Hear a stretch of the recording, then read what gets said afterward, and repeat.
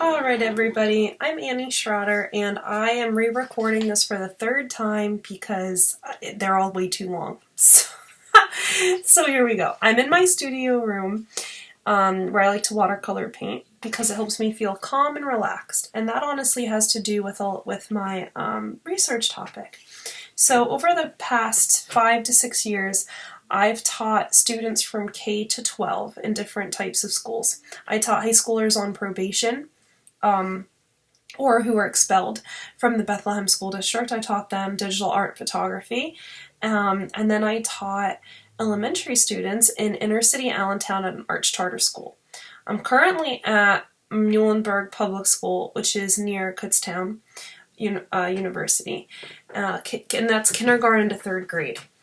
What I've noticed through teaching all those different grade levels and all those different types of schools was that I have students coming in to art class acting in ways that aren't necessarily desirable for teaching. Like, all students come in either demonstrating anger or, in some cases, violence. Sometimes it's just like they need to be glued to my hip and because they need so much attention and they need to talk and they need to be cared for so much more than other students during art class.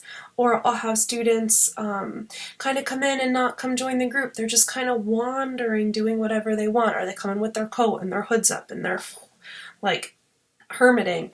And so I've noticed that through teaching high school, and then at my charter school, and now at public school, K to 12. And so what led me to do my research was witnessing student behaviors and finding a common denominator between all those different students and their behaviors.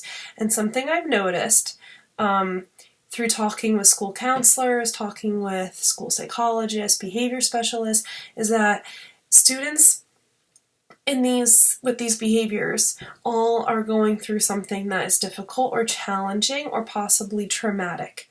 And how I define trauma, this is one of my research questions, how I define trauma would be through the ACE scale, which stands for Adverse Childhood Experience Scale. It's a 1 to 10 scale, meaning that there are 10 different types of trauma a person can experience between birth and age 18, because the brain still develops into 25, so they kind of say till 18 when you're in a household with someone where you could experience trauma or chronic stress, reoccurring events that are traumatic. And so I define trauma through those 10 different things. Some of them are like parents getting separated, parents divorcing. That counts as a score of 1, like you've had that, that's one thing. Another one could be like physical abuse, verbal abuse. You witness a parent getting beat or hurt or killed. Various levels of that. There's another one. But anyway, so I've noticed that my students are like one parent or family being incarcerated, and so a lot of my students have had one or more of these events happen to them who display these behaviors, whether it was elementary or high school. And so what I did with my research is I just wanted to really identify the students I teach now, because this is only my 2nd year at my school, of like who's coming in with these behaviors. Is it the same child demonstrating the same things every time I see them for art, or is it different kids at different times, or is it overlap? So I kind of documented and observed those types of students through the method of research of participatory and advocacy, because I really wanted my students to be active participants if I was going to be observing their behaviors and then trying to figure out how I could best help them when they have their behaviors. So I guess you could say that another research question, I typed everything out for myself. Another research question could have been, how are my students feeling when they act negatively in art class? So that's kind of what I ran with for my pilot study. I went up to my students as I was witnessing them demonstrate that clingy behavior, or the shelling, like, or the angry, or like the walking around and not doing anything. I'll just go over them and say, how are you feeling today? Like, quietly, like, I'd put my touch, or, how are you feeling today? And they would kind of think, and I'd say, are you angry? Are you sad? Are you anxious? Are you nervous? And what I found through my pilot study was that about most students were able to tell me how they were feeling. About 3 of my students in 3rd grade were not able to tell me the emotion they were feeling, but from there I went with a scale, a half sheet of paper that had a 1 to 10 on it with like faces from like happy all the way to like really upset and crying. And I said, on a scale of 1 to 10, how intensely are you feeling that emotion? How are you feeling? Like the student said, sad. And I would say, how sad are you? Like, here, here, here, here, and they would point. And the students I did approach, they felt so intensely their emotion, it was either between 8 or 10.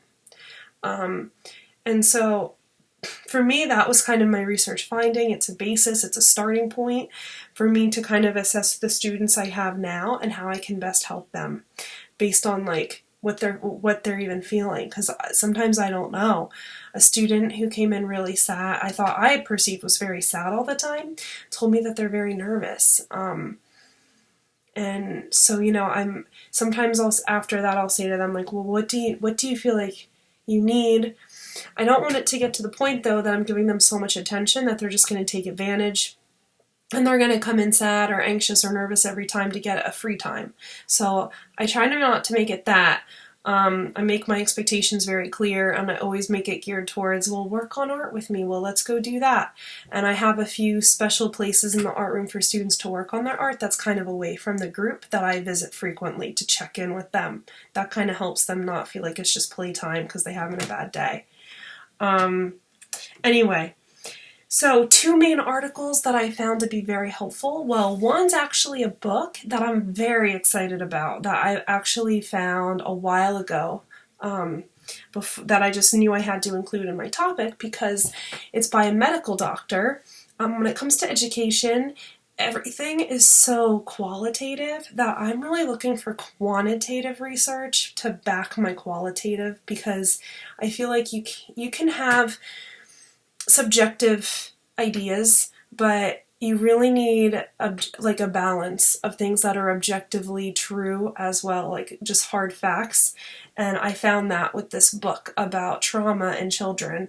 There is a pediatrician named Nadine Burke Harris, and I love her. She is amazing. She went to Harvard Medical School.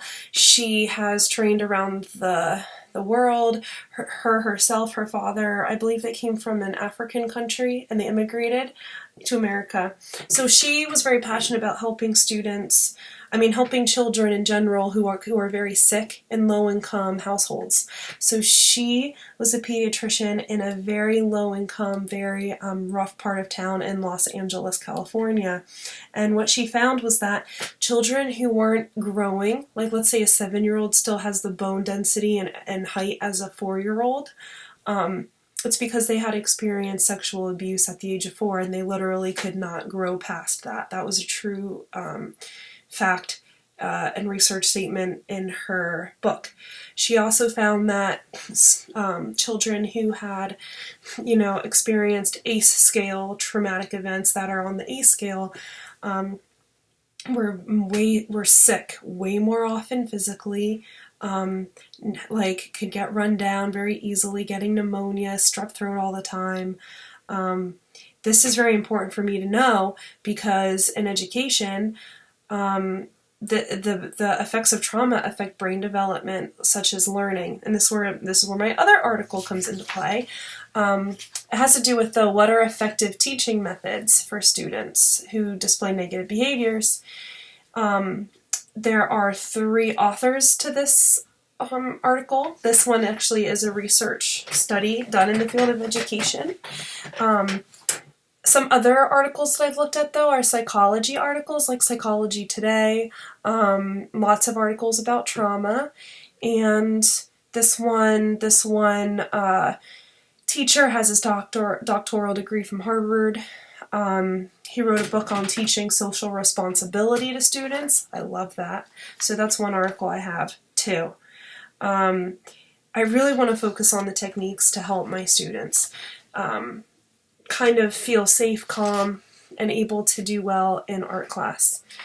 I just want them to leave art class on a good note. I want them to feel loved. I want them to feel safe, because research shows that positive experiences can help their resiliency alongside of these traumatic events that are outside of school that we don't really have control over.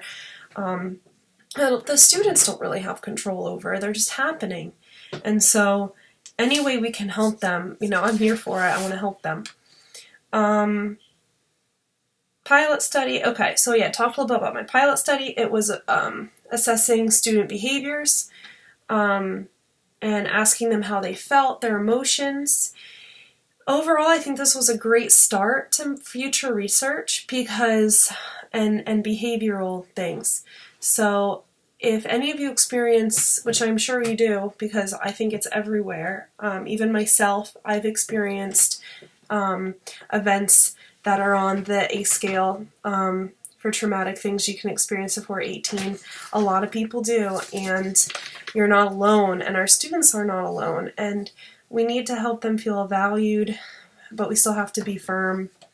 Consequences with a lot of love behind it. This is for the best. This is like, it can't just be like they get to play and rewarded because they're having a bad behavior time. That's not what my research, or I don't want that to be backing future techniques for teaching. But this was extremely watered down, really run down, because to do this within 10 minutes was really hard for me. Like, I'm still struggling. It's almost 12 minutes, so I'm going to shut this down. But please feel free to email me or message me through here if you want to talk more about techniques. Like I said, I've taught a lot of different students. I've taught high schoolers on probation. I've taught at a restorative practice school. I really do think that I'm pretty with it when it comes to helping students with negative behaviors. And if we can share ideas, and maybe you have good ideas, I'd love to connect with anyone who wants to reach out. So thank you. Have a good evening. Yay, almost Thanksgiving. Thank you.